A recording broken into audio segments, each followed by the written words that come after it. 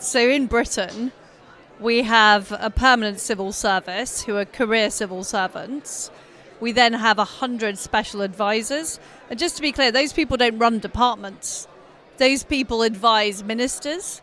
So the entirety of the state, all the government departments in Britain, is run by the permanent civil service. Plus we have a thing called quangos, which are quasi-non-government organisations. It's things like the EPA in America, we've got the Environment Agency in Britain, and those are all independent of democratically elected ministers. So the situation is that a lot of power has essentially been outsourced from the democratic process into the so-called independent process. And I think that's a problem for democracy. What you're describing is a situation where essentially career bureaucrats run the show. Well, tell me a little bit about your experience. I mean, you were the prime minister, ostensibly the highest office in the land. And how much power did you actually have?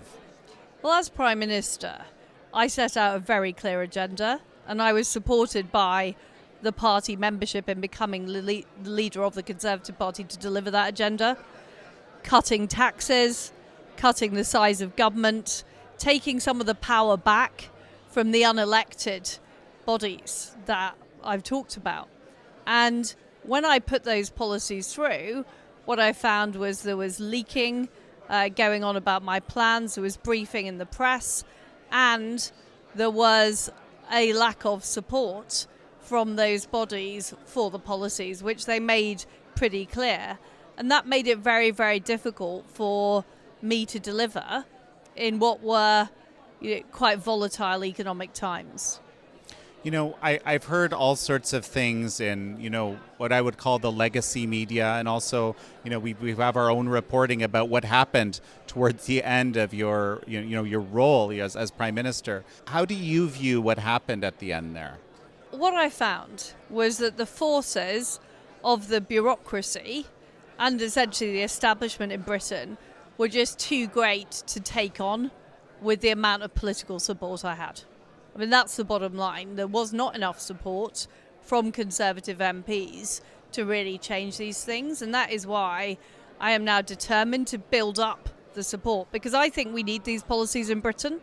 Currently, the government spends 45% of GDP in Britain. That is a pretty astonishing figure. It's 36% in the United States, so you're not that far behind. But in Britain, it's 45%, and I don't think that represents a proper free market economy, and it's not giving people the opportunities they need. So that is why I think we need to deal with the bureaucracy and the establishment resistance to change. And all these people are protecting the status quo. They're protecting their vested interests, and that is not what the people of Britain want. The power is supposed to come from the people, right? This is in every liberal democratic constitution. This concept is enshrined, but somehow it's like under the noses of the British people, a lot of this eroded. That's your contention, right? Our constitution has been watered down and undermined.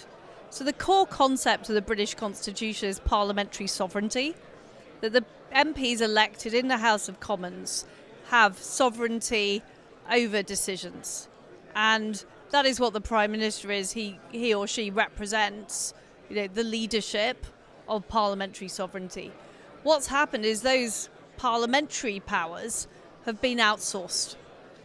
A lot of this happened under the Tony Blair government, when the traditional role of the Lord Chancellor was abolished and he created a new Supreme Court. We didn't have the separation of powers in Britain. So previously, the legal system was accountable because the Lord Chancellor sat in the Cabinet.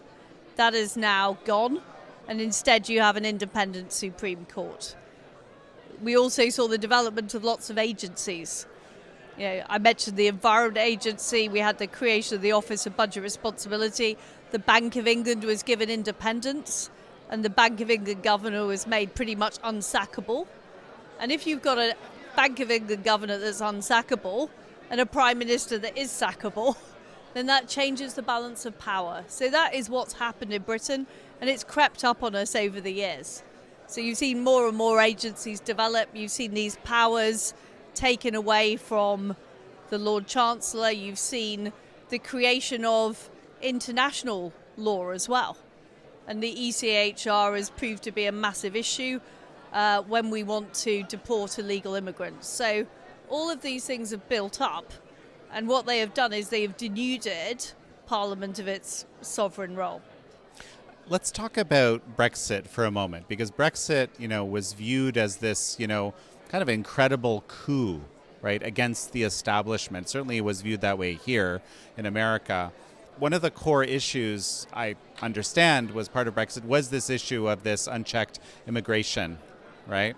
But once this was achieved, that Brexit was achieved, it didn't strike me that things changed all that much. No, in fact, immigration has gone up. So we have record immigration this year. But there are 2 points I would make. First of all, even though we left the European Union, most of the European laws are still on our statute books. So it's a bit like getting divorced and still living in the same house as your ex-husband. We've done the bit of leaving the EU, but we've still got all that bureaucracy in Britain. And this is one of the things that the administrative state doesn't want to let go of. They don't want to let go of that closeness to Europe. They don't want to let go of that regulation. Bureaucracies like regulation, it gives them power. So you've got all that still in place.